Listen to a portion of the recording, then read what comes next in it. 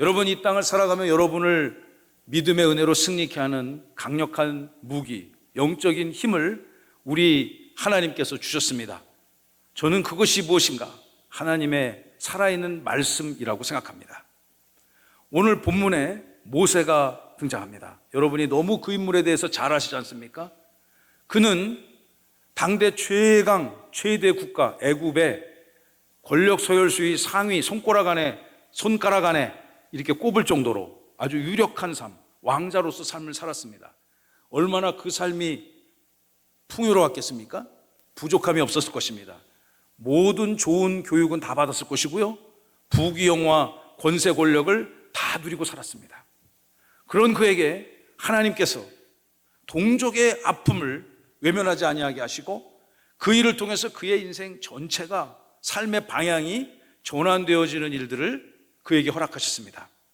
그의 동족이 고통받고 신음하는 모습에 그의 의로움이 그걸 참지 못해서 그것을 표출했죠. 그러다 보니까 본의 아니게 사람을 죽이게 되었습니다. 그리고 살기 위해서 그동안에 누렸던 모든 즐거움, 유익들을 다 던져버리고 숨어 살 수밖에 없었습니다.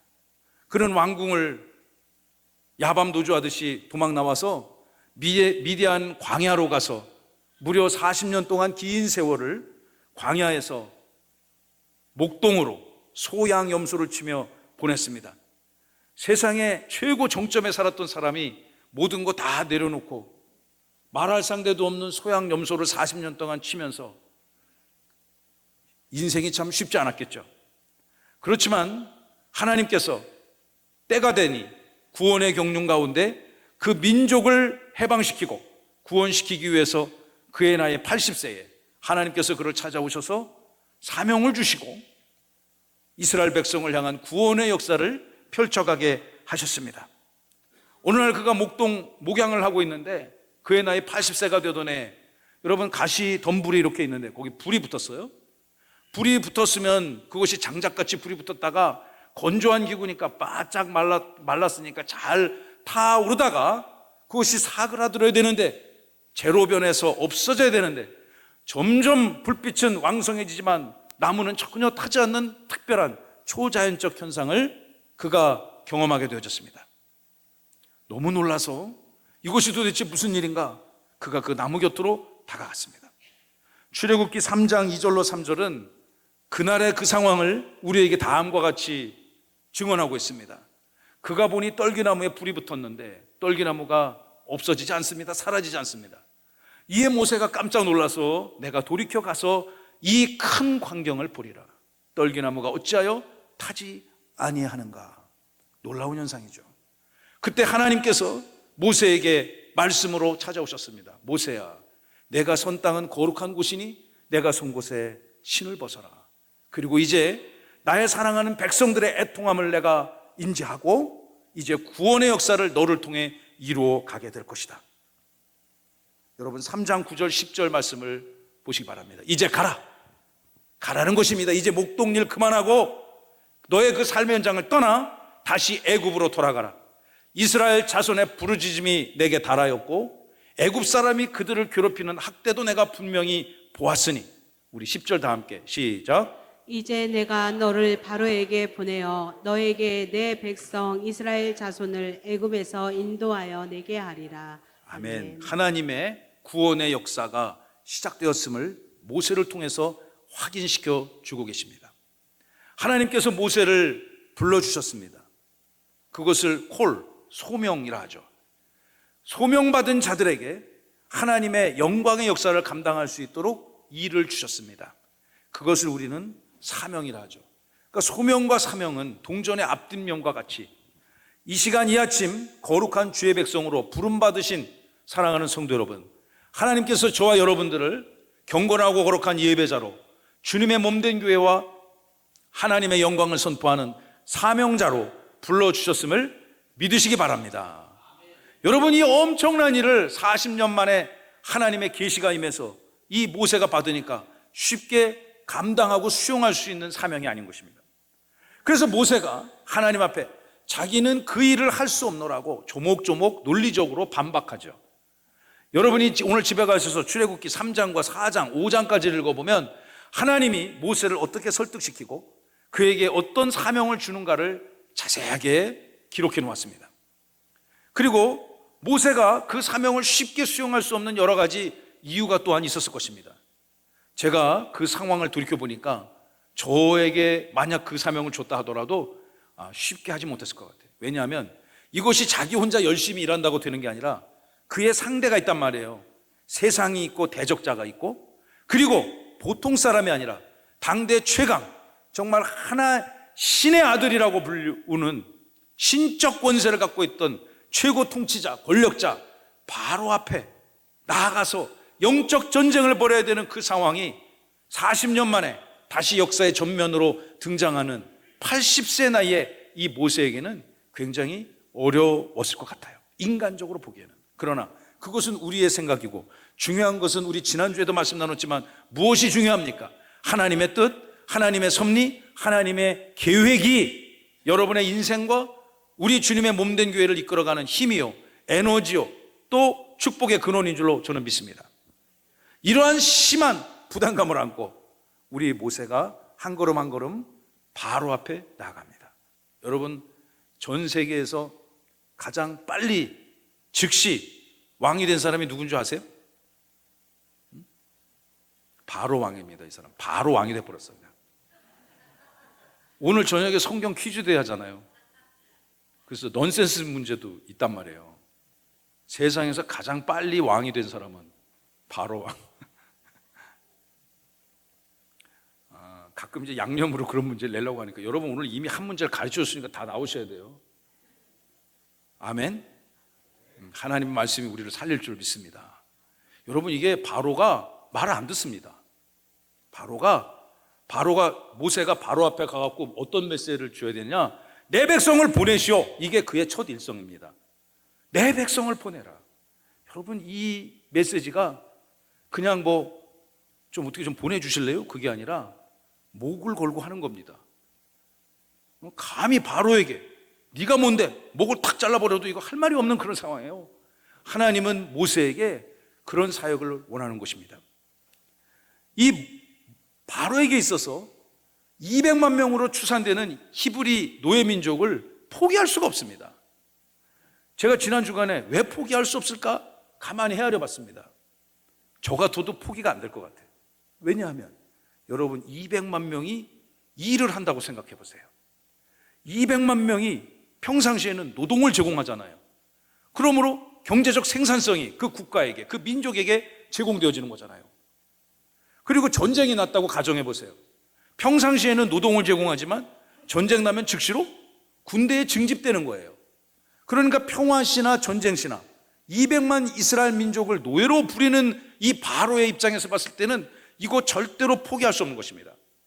우리 교회를 건축하고 설계하는 단계에서부터 마무리 준공하는 과정에 제가 다 그것을 지켜볼 그런 기회가 있었습니다. 그것이 그 시대에 우리 교회 역사 가운데 저에게 주신 사명이라 생각하고, 정말 건축의 건자도 모르는데 어떻게 하면 잘해볼까 하고 진짜 고군분투하던 시절이 있었습니다.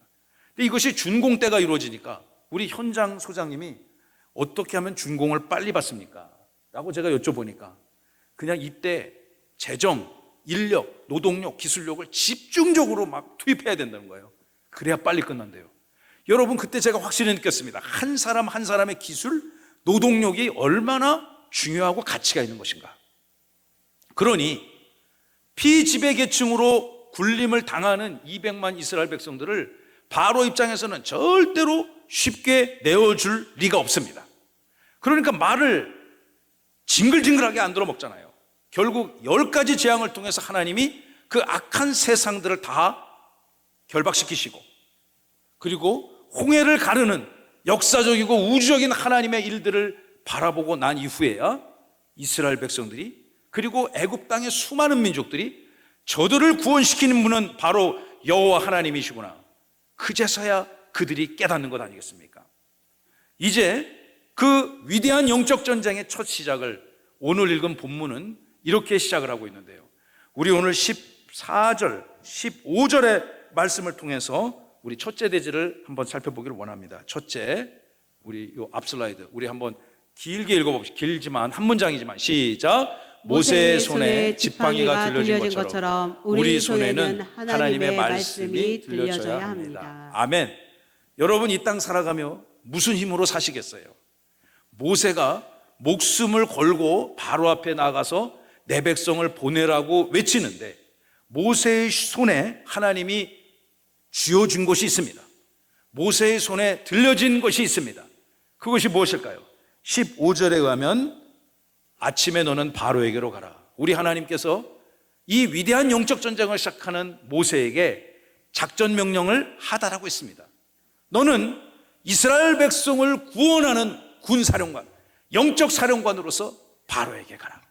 그가 저 건너 나일 강가에 나올 때 너는 그 반대쪽에서 그를 맞이하며 너의 손에 들려진 그 과거에 뱀되었던 지팡이를 손에 들고 이렇게 외쳐라는 거죠. 여러분, 그의 손에 쥐어진 것은 고도의 무기가 아닙니다. 그리고 그의 주변에 그 어떤 군사도 참모도 없었습니다. 있다면 자기 형 아론 한 사람밖에 없었겠죠.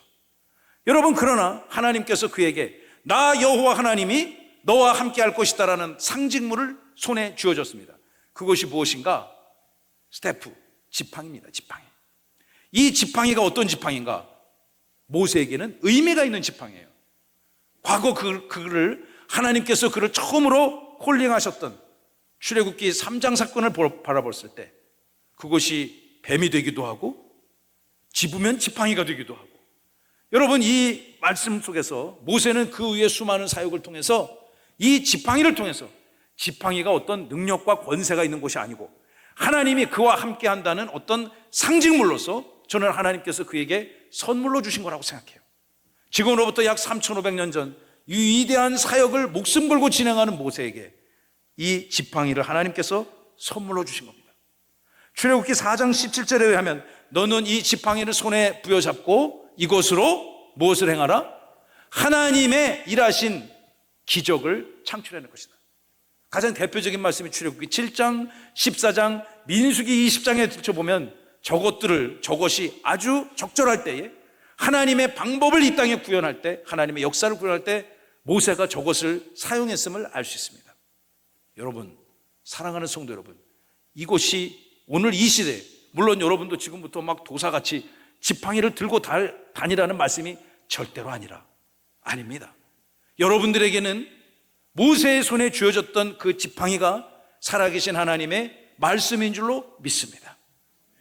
말씀이 여러분을 구원의 길로, 은혜의 길로, 축복의 길로 인도하는 통로요, 도구요, 길이 되는 것입니다.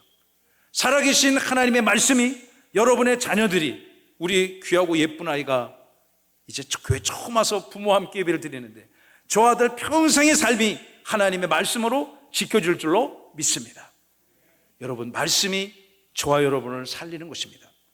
여러분 인생 가운데 결정적인 하나님의 말씀, 성경 66권 전체가 다 위대하고 강력하고 분명한 하나님의 살아있는 말씀이지만 여러분의 인생을 결정적으로 바꾸는 그런 하나님의 말씀이 앞으로 더 많이 여러분 가운데 임할 줄로 믿습니다. 제가 이 말씀을 붙들면서 저도 매일매일 말씀을 읽고 묵상하고 해석하고 또 공부하고 그러면서 이 목회 사역을 감당하고 있는 것입니다. 제 지혜와 능력, 경험으로 절대로 이것은 할 수가 없는 것입니다. 저의 그 부끄러운 과거사를 좀 말씀드리면, 제가 이 신학교를 늦게 가게 됐습니다. 신학대학원을 늦게 가게 됐습니다. 그런데 보통 신학교를 갈 때 소명받은 이들이 가야죠. 하나님께서 당신의 일을 맡기기 위해서 주의 종의 길을 걸을 수 있도록 소명받은 자들이 보통 가는 것입니다. 그런데 저는 그 소명을 완전히 인정하고 확인하지 않은 상태에서 학교를 가게 됐습니다. 그러니까 제가 안 가니까, 만약 지금 와서 생각해 보니 제가 그 길을 걷지 않으니 하나님께서 그냥 저를 막 우겨 집어넣으신 것 같아요. 가기 싫은 학교를 막 억지로 우겨 집어넣으신 것 같아요. 모든 기본 과정이 3년입니다. 그 학위를 받으려면 3년 공부를 해야 되는데 학교 졸업을 다 마쳤고 졸업할 수 있는 요건을 다 갖췄습니다. 이제 공부할 거 다 했고 숙제 낼 거 다 냈고 돈 낼 거 다 냈고 뭐 들어야 될 것들 다 들었고 해야 될 거 다 했어요. 이제는 학교 안 가도 돼요. 지금 한 10년이 좀 더 된 것 같은데 어느 해에 크리스마스가 좀 지나서 굉장히 추운 겨울날 밤이었습니다. 이제 다시는 내가 이 학교를 안 와도 되겠구나. 내 개인 짐들을 챙기고 밤 12시가 넘어서 집으로 돌아오려고 차를 탔습니다. 그때 주변에 아무도 없었습니다. 밤 12시에 뭐 학교 주차장에 누가 있겠습니까? 저 혼자 있었습니다. 집에 돌아가려고 시동을 탁 켰는데 제 눈에서 눈물이 왈칵 쏟아졌습니다. 제가 원래 눈물이 좀 많은 사람입니다. 하나님의 은혜를 경험할 때만 웁니다. 시두 때도 울면은 갱년기라고 오해를 받을 수가 있습니다. 그때는 안 웁니다. 저는 하나님의 은혜를 누릴 때 눈물이 이렇게 났어요. 눈물이 그냥 나가지고 뭐 이렇게 훔치는 이런 정도가 아니고요. 제가 혼자 앉아서 정말 꺼이꺼이 울었습니다. 엉엉 울었습니다. 통곡을 했습니다. 뭐 그러니까 누구에게 보여주는 눈물이 아니죠.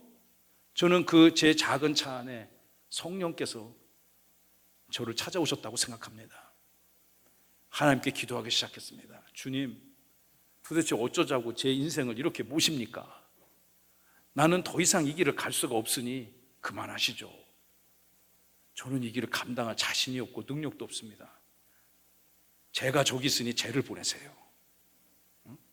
주님, 제가 여기 있으니 저를 보내세요. 그런 기도를 해야 되는데 저 친구 잘할 것 같으니까 저 친구 보내시라고.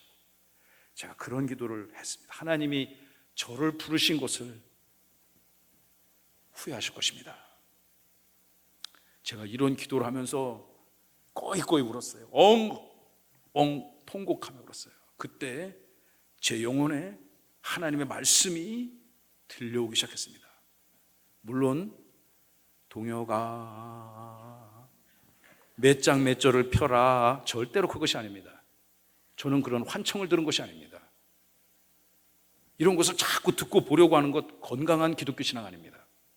살아계신 하나님이 반드시 영혼을 휘어감고 여러분의 신비에 그 말씀을 새겨주실 줄로 믿습니다. 로마서 11장 29절의 말씀이 저의 영혼을 휘감았습니다. 로마서 11장 29절 우리 다 함께 읽어볼까요? 화면에 좀 띄워주시죠. 하나님의 은사와 부르심에는 후회하심이 없느니라. 제가 그때 이렇게 막 따졌단 말이죠. 저를 부르신 게 정말 맞냐고, 후회하실 거라고, 잘못했다고 후회하실 거라고, 그러니까 더 이상 나를 그만 찾아오시라고 제가 이런 기도를, 미련한 기도를 했단 말이죠. 그때 저의 영혼에 하나님께서 주신 말씀이 아니다, no way, 네 생각 잘못됐다. 하나님의, 나 여호와 하나님의 너를 향한 콜은 절대로 후회가 없다. 이 노란 글씨로 써진 영어 형용사가 좀 복잡한 형용사인데 돌이킬 수 없다는 거예요. 여러분을 향한 구원의 소명은 돌이킬 수 없는 것임을 믿으시기 바랍니다. 이 시대를 살아가는 예배자로서 하나님의, 주님의 몸된 교회를 섬기는 여러분의 사명은 돌이킬 수 없는 것임을 믿으시기 바랍니다. 제가 그날 밤 이 말씀이 저의 영혼을 휘감았을 때, 새벽 예배가 다가오는 그 시점까지 그 차 안에서 통곡하며 하나님의 소명을 확인했습니다. 왜 나를 부르시냐고 따졌는데 저 말씀이 저의 영혼을 휘감으니까 기도가 바뀌기 시작했습니다. 정말 미안하고 죄송합니다. 3년 동안 학교 안 다니려고 뺀질거리는 저를 안 가려고 하는 거를 3년 동안 학교를 끌고 다니는 성령 하나님 고생 참 많이 하셨습니다. 정말 죄송합니다. 여러분의 자녀들은 절대 그런 일 없겠지만 아침에 나 학교 안 가, 응? 나 학교 안 다닐래, 그런 녀석을 3년 동안 끌고 다니려면 엄마 아빠 얼마나 힘들겠어요. 제가 그랬다니까요. 성령 하나님한테 얼마나 미안하든지. 제가 그날 하나님의 소명을 확인했습니다. 이게 굉장히, 여러분은 특이한 목사랑 교회를 섬기고 있는 것입니다. 신학교를 가기 전에 소명을 인정한 자가 아니라 신학교를 졸업하는 날 소명을 그제서야 인정한 이 미련한 목사. 미련한 목사를 위해서 여러분 기도 좀 많이 해주시기를 부탁드리겠습니다. 아멘을 여기서만 3분이 하신 것 같은데 성가대 크게 부흥될 줄로 믿습니다. 아멘. 사랑하는 성도 여러분, 여러분에게 이 말씀이 있어요. 제가 이 말씀이 너무 좋아가지고 가는 곳곳마다 제가 써붙였어요. 저하고 카톡 친구이신 분들 제 카톡 연결하면 이 메시지가 딱 뜹니다. 저도 때로 지치고 힘들 때 있습니다. 미련하여 답답할 때 있습니다. 그럴 때마다 이 말씀을 또 꺼내놓고 너를 향한 나의 부르심은 나는 절대 후회하지 않는다. 그 말씀에 제가 위로를 얻고 기도하고 목회를 기획하고 말씀을 준비하고 전도하고 신방하며 오늘 여러분과 함께 예배하고 있는 것입니다. 모세에게 하나님의 말씀이 임했습니다. 부족한 이자에게도 하나님의 말씀이 있습니다. 여러분들에게도 반드시 살아 역사하실 하나님의 말씀의 역사가 임하고 그 말씀을 손에 붙들고 이 땅에서의 삶을 믿음으로 승리하시고 하나님께 영광 올려드리시기를 예수님의 이름으로 축원하고 축복합니다. 모세에게는 지팡이가, 우리에게는 말씀이 있습니다. 하나님이 함께 하신다는 강력한 증거입니다. 이제 모세가 바로 앞에 나아가야 됩니다. 그가 세상을 향해 선포한 첫 메시지가 무엇일까요? 여러분, 우리는 하나님이 우리에게 주신 그 말씀을 세상 가운데 선포해야 될 줄로 믿습니다. 16절의 말씀을 통해서 우리 두 번째 말씀을 함께 살펴보기를 원합니다. 우리 두 번째, 시작. 세상을 향해서 하나님의 말씀을 당당하게 선포해야 합니다. 하나님의 말씀이 여러분의 심령에 임했을 때 그 말씀을 부끄러워 할 필요가 없습니다. 그 말씀은 여러분을 구원하시고 이 온 우주 만물의 창조자요 통치자가 되시는 그 하나님이 여러분을 기가 막히게 사랑하기 위해서 주신 말씀. 모세는 그 말씀을 붙들고 바로 앞에 나아가 이렇게 외치기 시작합니다. 16절입니다. 다 함께 시작. 그에게 이르기를 히브리 사람의 하나님 여호와께서 나를 왕에게 보내어 이르시되 내 백성을 보내라. 그러면 그들이 광야에서 나를 섬길 것이니라 하였으니 이제까지 내가 듣지 아니하도다. 여러분, 이 본문은 모세가 이제 10가지 재앙 중에서 첫 번째 영적 전투를 벌이는 첫 장면을 말씀하고 있습니다.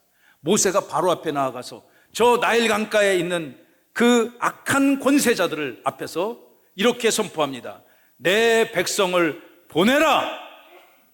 시작. 내 백성을 보내라. 이런 말씀. 네가 뭔데? 칼도 팍 목을 벨 수 있습니다. 제가 그 다음 슬라이드 열어주시면 이 굉장히 유명한 말씀입니다. 내 백성을 보내라. Let my people go. 제가 뭐 잘난 척하려고 영어 읽은 게 아니고 중학교 1학년이면 다 읽을 수 있는 문장입니다. 우리 한번 읽어봅시다. 시작. Let my people go. 내 백성들을 가게 하라. 너의 속박 아래 두지 아니하고 바로의 소유물로 두지 아니하고 내 하나님의 백성의 영적 정체성을 회복하도록 그들을 광야로 보내라. 그것이 모세를 통해서 전달되어지는 하나님의 세상을 향한 강력한 메시지입니다. 바로가 이 말을 순순히 듣지 않습니다. 10가지 재앙, 장자의 죽음까지 경험하고 나서야 풀어주지 않습니까? 인생이 그렇게 미련합니다. 세상 가운데 속박받은 인생들이 주님의 몸된 교회의 지체로서 백성으로서 회복되어질 때 여러분 쉽게 교회 나오기가 만만치가 않습니다. 왜? 그의 영혼이 바로의 영혼이 틀어지고 있기 때문이죠. 누군가에게 여러분 교회 나오세요. 예, 그래 같이 갑시다. 내가 왜 그걸 몰랐죠? 그런 분만 있기를 여러분 주변에는 축복합니다. 근데 참 그게 쉽지가 않아요. 사랑하는 배우자에게 여보 같이 교회 갑시다. 어떤 분이 그래요. 이유가 너무너무 창조적이라고 하죠. 매주마다 어떻게 그렇게 안 가는 이유들을 골라내는지 너무너무 창조적이라는 거예요. 저도 너무너무 사랑하는 제 형제가 있는데요. 그분 교회 데리고 예수님 믿게 하는 게 제 꿈이고 소망인데요. 교회 좀 와. 형님, 예수 안 믿으면 지옥 가는 거야. 목사님이 뭐 그렇게 무서운 말을 해. 아니야, 내가 예수 안 믿어도 지옥 안 갈 수 있다 그러면 내가 즉시로 이단이 되거든. 나는 성경을 전하는 목사잖아. 같이 나랑 예수 믿읍시다. 그럼 올듯 하면서 언젠가 올 줄로 믿습니다. 한솔 아파트 301동 천마을 301동. 예. 그런데 뭐 얘기만 하면은 뭐 이렇게 그냥 창조적인 이유가 그분이 고향이 전주인데 말이죠. 전라북도 도지사에 출마하려고 하는지 그냥 온 결혼식은 다 쫓아다닌다는 거예요. 그래서 내가 형님 그거 아무 의미도 없어. 부주만 보내 계좌로. 오히려 그거 더 좋아할 수도 있어. 쫓아다니지 마. 당신은 예수 믿어야 되는 사람이야. 여러분 그런 인생 하나님이 부르기를 원하시는 거예요. 여러분 사탄이 뭐 싫어하는 줄 알아요? 바로 같은 악한 권세가 무엇을 가장 싫어할까요? 제가 깊게 생각해 보았습니다. 첫째, 정말 너무너무 사탄이 싫어하는 게 있어요. 인생들이 구원받는 것을 싫어합니다. 바로의 속박을 받는 백성들이 하나님의 전 앞에 나아가는 것이 너무너무 싫습니다. 그래서 각양각색의 기상천외한 방법으로 하나님의 백성들이 구원받는 것을 방해합니다. 그게 사탄의 역할입니다. 두 번째 싫어하는 게 있습니다. 교회가 잘 되는 것을 너무너무 싫어합니다. 하나님의 교회, 하나님을 예배하는 백성들의 무리의 공동체가 흥왕하고 복을 얻는 것을 너무너무 싫어합니다. 그러나 저와 여러분들이 이 땅을 살아가면서 하나님의 구원받은 백성으로서 하나님의 말씀을 이 땅에 선포하며 믿지 않는 자들에게 예수가 그리스도이고 하나님이 당신의 생명의 주권자라는 것을 우리는 여러분의 가족들에게, 직장 동료들에게, 이웃들에게 선포해야 될 줄로 믿습니다. 그것이 오늘 우리의 사명이에요. 절대로 하나님의 말씀을 부끄러워할 필요가 없습니다. 제가 지난 주간에 우리 교회 이렇게 이제 그 세종시 중앙정부 뭐 여러 가지 그 행정 기능도 있잖아요. 우리 교회 담기시죠 집사님 계시는데 우리 김주영 집사님이 2달 전에 저한테 연락이 오셔가지고 예배를 좀 이렇게 인도해달라고 부탁하셨습니다. 그분 근무하시는 곳에 이제 선교회 예배를. 제가 아무리 바빠도 성도님이 뭐 2달 전에 연락한 걸 제가 사양할 수 있습니까? 그래서 제가 부족한 게 많은 목사인데 그 귀한 자리 불러주셔서 고맙습니다 해가지고 다녀왔습니다. 그래서 거기서 이렇게 예배를 드리는데 제가 그날 굉장히 은혜를 많이 받았습니다. 이분들이 그 치열하게 일을 하시다가도 수요일 다 그 시간을 구별해서 정말 열심히 예배하고 말씀을 전하는 저에게도 큰 은혜와 감동이 컸습니다. 귀한 그곳에 하나님이 반드시 역사해 줄 줄 믿습니다. 우리 또 같은 우리 성도님 중에 제가 그곳에 가서 예배한다는 거 알고서 또 그 구름다리 브릿지 타고 금방 오신 분이 있었어요. 그래서 같이 예배를 드렸습니다. 제가 끝나고 나서 저랑 같이 과거에 청춘을 같이 했던 이제 공직 생활에 계시는 그분이 생각났습니다. 치열하게 같이 일을 했어요. 치열하게 같이 일을 해가지고 물론 그 이후로 헤어져가지고 뭐 어떻게 어디 있는지 연락을 한동안 안 했습니다. 제가 그분이 생각나서 이 양반 지금 요즘 뭐 하나 문자를 찾아가지고 문자를 넣었습니다. 그동안 잘 지냈어요? 시간 될 때 나한테 전화 좀 줘요. 안부 좀 서로 묻게. 전화가 왔습니다. 우리 이렇게 반갑게 통화했습니다. 서로의 안부를 묻고요. 그래서 제가 그랬습니다. 지금 그 세종 사시죠? 나도 세종 살아요. 나보고 그럼 뭐 일은 어디서 하고 계세요? 나 직장 때려쳤어요. 이제 거기 안 다녀요. 이제 나랑 관계 없어요. 그럼 뭐 하는데요? 세종에서 뭐 해요? 뭐 하는데요? 뭐 하냐면요 목회를 해요. 목회요? 이 양반이 교회를 안 다니는 사람은 목회를 금방 몰라가지고 무슨 회라고요? 무슨 뭐 광어회, 우럭회, 도다리회인 줄 알아. 횟집을 차린 줄 아는 것 같아. 그게 아니고 내가 목사가 됐다고요. 정말이에요? 그렇다니까요. 저기 지금 뭐 해요? 대근? 그러니까 모 부처의 대변인이라는 거야. 대변인으로 일을 한대요. 그래서 세종 있어요? 밥 한번 먹읍시다. 그러니까 주로 광화문에 있다네 자기는. 그럼 이제 장관 바뀔 거 아니야? 그럼 좋은 자리에서 나 찾아와요. 나 여기 있어. 그러니까 자기 요 앞에 아파트 청약나도 떨어졌대. 거기서 교회를 한다니까 깜짝 놀라는 거예요. 그래서 그분이 그러는 거예요. 어쩐지 옛날에 밥 먹을 때 기도를 오래 하긴 하더라. 제가 밥 먹을 때 오래 기도했나 봐. 여러분, 제가 그랬어요. 무슨 이제 국장이 된 거죠, 국장. 이거 국장 된 거야? 그러니까 그렇다고. 무슨 국장님? 예수님 믿어야 사는 거요. 댁도. 같이 우리 예수님 믿읍시다. 앞으로 더 큰일 많이 해야 되니까 예수님 믿고 선정을 베푸는 그런 지도자로 사시오. 조만간 만나기로 했습니다. 여러분, 여러분의 삶의 현장에 바로처럼 말을 징글징글하게 안 들을 수도 있어요. 하나님께서 당신의 그 위용을 다 경험하고서 그것을 여호와인 줄 깨닫는 인생도 있지만, 여러분, 그런 인생이 주변에 있다 하더라도 포기하지 아니하시고 하나님의 말씀을 강력히 증거하고 선포하는 여러분 되시기 바랍니다. 여러분이 세상의 말씀을 하나님 앞에 말씀 묻은 사명자로서, 우리 오늘 16장 말씀을 다시 띄워주시면 반드시 해야 되는 게 있습니다. 세 번째 줄을 같이 읽어볼까요? 시작. 그러면 그들이 광야에서 나를 섬길 것이라. 지금 모세가 바로 앞에 갔습니다. 내 백성을 해방시키라는 거예요. 그러면 네가 뭔데? 왜 그래야 되는데? 이렇게 물어볼 것 아닙니까? 그러니 모세가 물어보기 전에 답을 하는 거예요. 왜냐하면 하나님께서는 당신의 택정받은 구원 백성들이 광야에서 나를 섬기기를 원한다. 이스라엘 백성들을 애굽에서 구원하여 주신 하나님의 제1차적인 목적과 명분은 뭐냐? 그 백성들로 하여금 섬김을 받으시기 위한 것임을 믿으시기 바랍니다. 여러분을 왜 구원하셨는가? 여러분의 예배를 받으시기 위해서 하나님이 여러분을 구원하신 것입니다. 물론 혹자들은 하나님의 콜링을 받은 다음에 누군가 짐을 싸서 다음 주에 오실 유국 선교지, 우리 사랑하는 그 목사님, 그분처럼 그곳을 가야 될 사람이 있어요. 저처럼 강단에서 또 주님의 몸된 교회를 풀타임으로 섬겨야 될 사명자는 하나님께서 별도로 그런 사명을 주십니다. 그러나 그거 모든 소명자들에게 공통적으로 주신 것은 예배하는 사명을 주신 거예요. 하나님을 예배하는 사명을 저와 여러분들에게 주신 것입니다. 그러므로 여러분이 예배를 정말 여러분이 할 수 있는 최고의 에너지와 최고의 역량을 다해서 하나님을 예배하시기를 저는 간절히 바랍니다.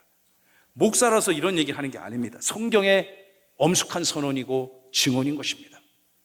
사랑하는 우리 형제자매 여러분, 일주일 168시간 씁니다. 저도 168시간 쓰고요, 미국 대통령 트럼프도 168시간이고요, 세계 최고 부자도 168시간 씁니다. 누구나 다 168시간 씁니다. 그러나 이 예배하는 이 한 시간이 여러분의 이 피지컬 컨디션, 물리적으로도 신체적으로도 최고의 정점에 여러분이 예배를 드리셔야 돼요. 그러니까 토요일에는 일찍 주무시기를 바랍니다. 새벽 3시까지 놀고 넷플릭스 보면 당연히 와서 주무시게 돼 있는 거예요. 그러나 내일 주일이니까 설령 부부싸움을 하시더라도 주무시기 전에는 휴전을 선언하시고 예배자로서 준비하시기 바랍니다. 일찍 삶을 정리하시고 예배자로서 최고의 영적인 컨디션, 물리적 컨디션으로 하나님을 섬기시기를 바랍니다. 아멘. 아멘 하셔야 돼요, 여러분. 여러분, 그렇다면 그 한 시간이 여러분 남은 167시간의 가치와 질을 완전히 바꿔놓는다. 그것이 저의 믿음이고 신앙입니다. 예배는 무엇하는 것입니까? 여기 섬긴다고 표현되어 있는데, 제가 여러 가지 영어 번역본을 보니까 나를 서비스할 것이다, 이렇게 기록되어 있어요. 서비스. 따라해보세요. 서비스. 여러분, 서비스 받으면 좋아요, 안 좋아요? 좋죠. 또 가야 돼요. 또 서비스를 받기 위해서. 서비스를 받으니까 고객이 좋고요, 그러한 서비스를 양질로 계속 받으니까 결국 누가 좋습니까? 식당 주인이 좋습니다. 모두가 좋은 것이죠. 여러분이 예배 드리는 것은 하나님을 서비스하는 것입니다. 따라해보세요. 예배는 하나님을 서비스하는 것이다. 그러니까 예배하면서 주무시면 서비스가 덜 되겠죠? 하나님이 덜 기뻐하시겠죠? 여러분 마음에 막 예배 드리는데 막 굉장히 막 누구 막 미워하고 막 신경질 나고, 영광 받으시는 하나님이 서비스를 덜 받으실 가능성이 있습니다. 그러니까 여러분 인생의 168시간의 최고의 순간이, 저는 이 시간이 되기를 예수님의 이름으로 축복합니다. 그럼 이제 한 시간만 예배 드리면 되나? 그렇지 않습니다. 바울이 로마서 12장 1절에 다음과 같이 이런 말씀을 우리에게 성령의 영광을 받아 증언하고 있습니다.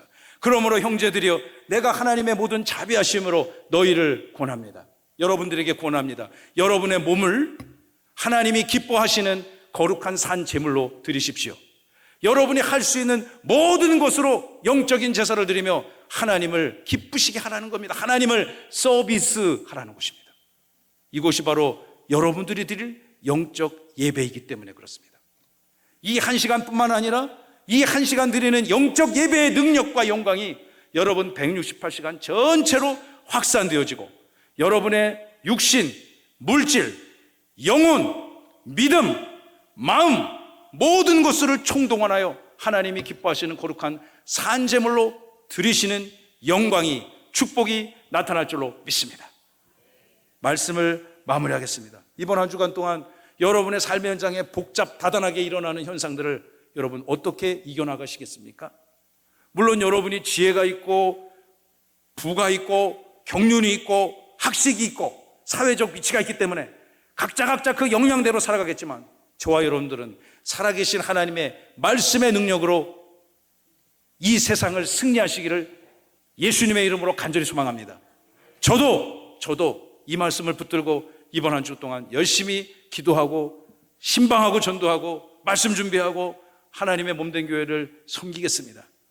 이것이 가능하게 하는 것은 우리의 능력이요 힘이요 지혜가 아니라 하나님의 말씀임을 믿으시기 바랍니다. 하나님의 말씀을 여러분의 배우자에게 들려주세요. 하나님의 말씀을 여러분의 사랑하는 자녀들의 귓가에 카톡 메시지로 들려주시기 바랍니다. 때로는 녹음을 해서 들려주시기를 바랍니다. 저의 스승 목사님이 눈이 나쁘셔갖고 이렇게 문자 같은 거 못 보내요. 근데 이제 녹음을 딱 해가지고 저에게 들려줍니다. 그럼 저에게 이제 카톡으로 오는 거죠. 원 목사 잘 잤어? 이렇게 해서 나 이렇게 했더니까 이렇게 이거 좀 이렇게 하고 우리 또 보자. 그럼 제가 그분도 저에게 수많은 권면의 말씀을 줄 때 자기의 어떤 경험이나 이성으로 주는 것이 아니라 하나님의 말씀에 근거해서 후배 목사를 세워가는 것을 제가 보았습니다. 하나님의 말씀으로 여러분의 배우자가 존귀한 성전을 지키는 기둥과 같은 존재로 서시기를 소망하며 기도하시고 여러분의 후손들이 예수님 잘 믿고 말씀으로 승리하는 존귀한 인생 가문 삶을 누리시기를 살아계신 예수님의 이름으로 축원하고 축복합니다.